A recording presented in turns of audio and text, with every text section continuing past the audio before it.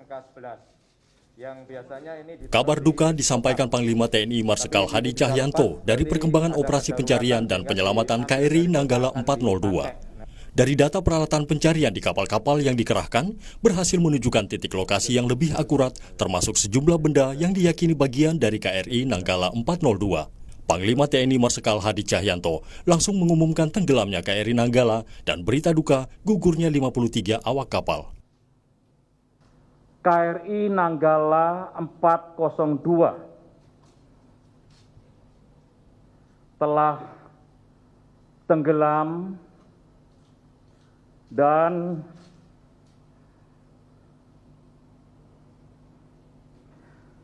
seluruh awaknya telah gugur. Oleh karena itu, dengan kesedihan yang mendalam, selaku Panglima TNI, saya nyatakan bahwa 53 personil yang on board KRI Nanggala 402 telah gugur.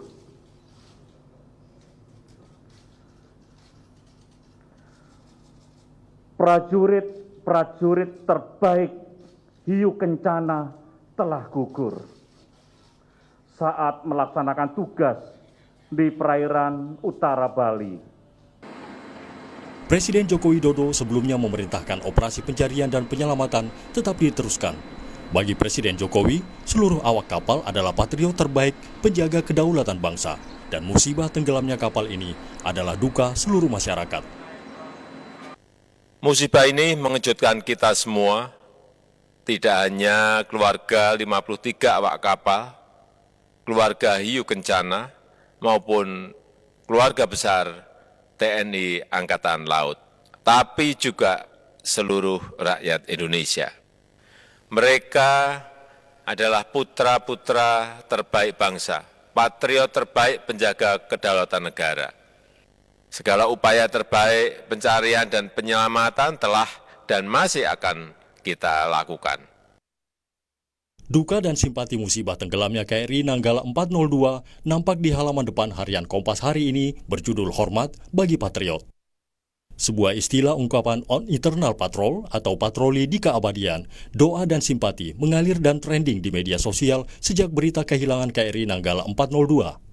Tagar Pray for KRI Nanggala 402 dan Wira Anantarudira atau Tabah hingga akhir jadi trending teratas di media sosial Twitter. Di Surabaya, Jawa Timur, Menko Pembangunan Manusia dan Kebudayaan bersama Menteri Sosial Tri Risma hari ini mendampingi keluarga korban KRI Nanggala 402. Mensos Tri Risma hari ini menyebut pendampingan psikolog ditangani Pemkot Surabaya dan Kementerian Sosial.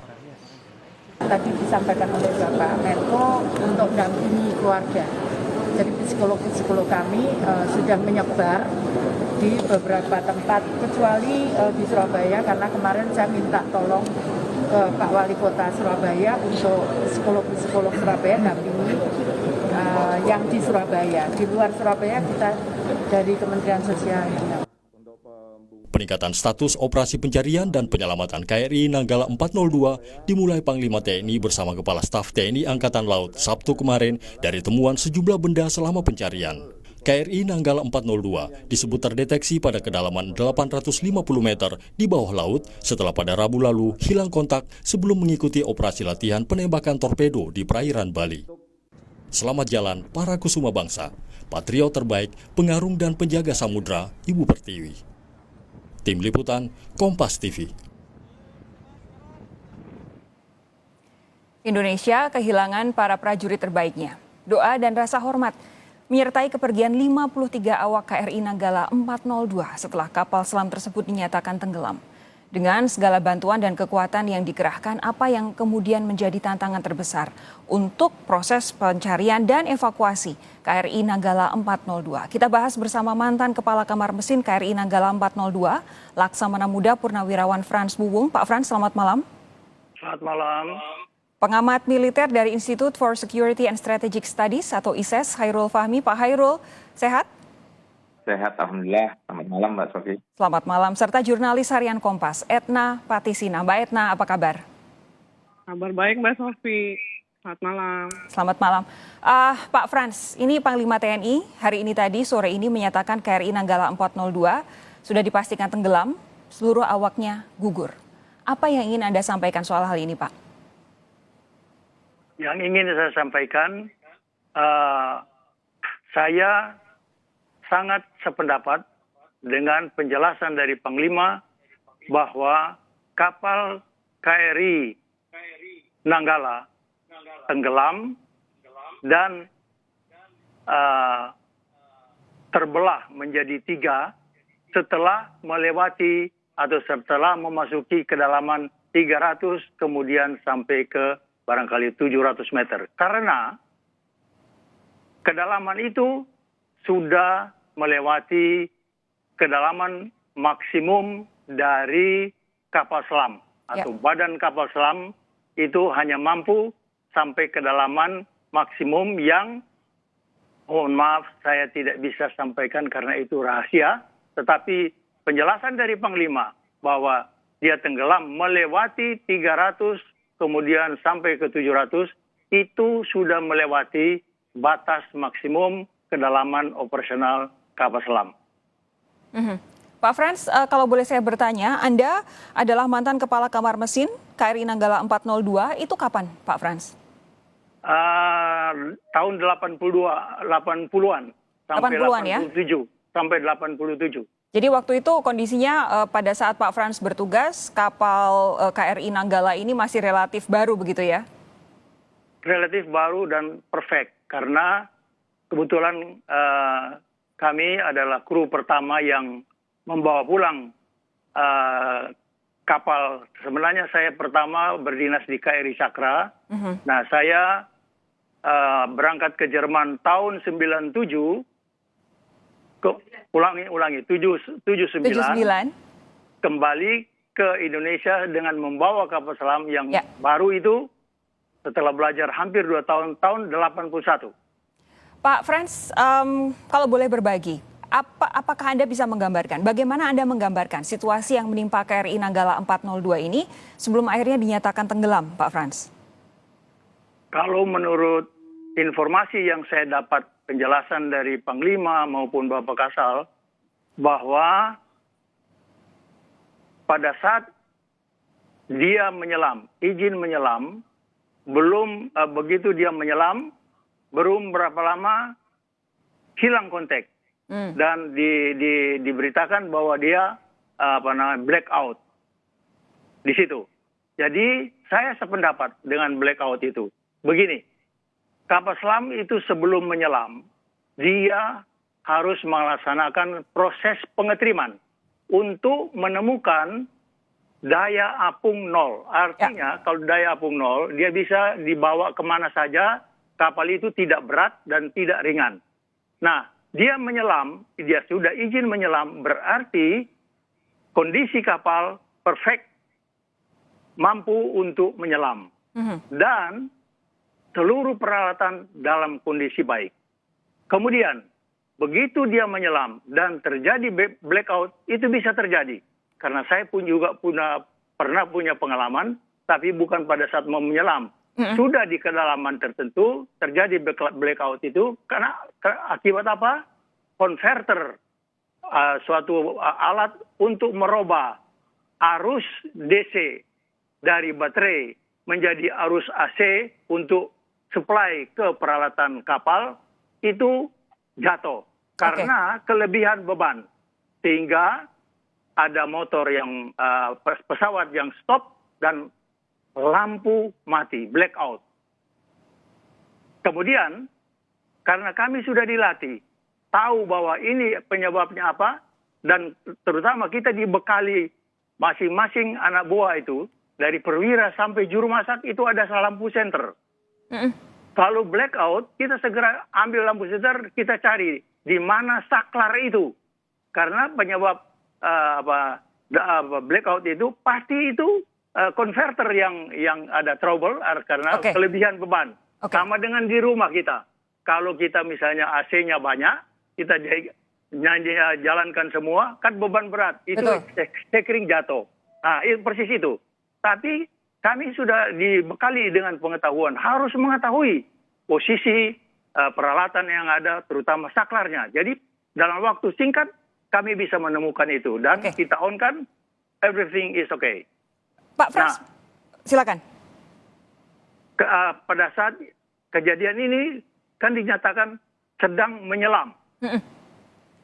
Nah, kalau sedang menyelam kemudian blackout, artinya power atau listrik untuk menjalankan peralatan itu kan off. Berarti lampu mati atau tidak mati, tapi yang jelas ada peralatan yang tidak berfungsi. Ya. Kemungkinan, bagi saya, kemungkinan itu pada saat kita menyelam, saya punya maket ini, itu kita harus membuat kapal ini trim ke depan supaya dia masuk. Itu dengan menggunakan motor listrik supaya dia masuk. Nah, pada saat posisi menyelam, itu kemudi untuk menyelam, itu sedang keluar. Oke. Yang saya khawatirkan pada waktu blackout, power untuk menggerakkan kemudi ini mati, Ya. kemudian kemudi tetap berada di posisi atau dia posisi untuk menyelamkan kapal, Ya. itu tidak masuk, artinya tidak menjadi nol. Dan kemudian karena dia posisi begini, ini memungkinkan kapal itu untuk meluncur. Oke, jadi makin ke perairan dalam. Yes, Oke. itu Oke. analisa sementara. Oke, jadi ketika blackout dalam posisi menyelam itu memang fatal ya Pak ya? Atau memang sebenarnya ada hal-hal yang bisa dilakukan untuk mencegah posisi itu tadi semakin menyelam semakin dalam? Ada. Yaitu? Kita menghembuskan tangki-tangki pemberat pokok untuk mendapatkan daya apung positif. Artinya kapal menjadi ringan. Jadi begini, ini kapal ini kalau mau menyelam itu ada tangki pemberat pokok, 2 di depan, 2 di tengah, 2 di belakang. Ya. Nah, pada waktu pengetriman ini sudah terisi penuh. Tinggal mengatur untuk mendapatkan daya apung 0, itu ada di tengah sini ada tangki pengatur untuk kita isi kalau kapal masih ringan. Ya. Tapi kalau perhitungannya kapal masih berat, kita pompa. Ya. Nah, itu dia. Jadi sebenarnya pada waktu menyelam, kecepatan motor itu pelan. Pelan. Dan kemudian keluar, jelas. Dia akan membuat trim 2 atau 3 derajat baru masuk ya. Oke. Tapi kalau terjadi itu, misalnya blackout, saya pernah chief engineer-nya, dan ada pelajarannya. Kita hembus kembali yang namanya tangki-tangki pemberat pokok yang sudah terisi air laut yang memang harus diisi supaya kapal bisa menyelam. Ya, itu nanti air itu akan terhembus, kapal akan menemukan daya apung positif dan timbul. Nah, kira-kira menurut Pak Frans apa yang kemudian terjadi sehingga skenario ini tadi tidak kemudian terjadi? Saya berpikir kita adalah manusia biasa, mental itu tidak sama. Mari saya ambil hal yang sederhana. Kira-kira kalau dalam situasi menyelam itu semua ada di pos tempur. Tidak semua orang kan mungkin ya seperti yang normal, yang betul-betul mentalnya baik, kan bisa panik ya. Oke. Lampu mati coba kita di rumah. Itu salah satu faktor ya? Kira-kira begitu. Kalau usia Pak? Kalau usia kapal. Bisa jadi faktor juga atau tidak? Kalau usia kapal itu tidak. Karena ini kan pada saat kita mau berlayar, itu sudah harus melewati latihan-latihan yang namanya latihan 1 sampai 5 untuk penembakan torpedo. Jadi secara teknis, itu everything is okay. Baik, Pak Frans, kita lanjutkan. Saya nanti akan bertanya lebih dalam kepada Pak Frans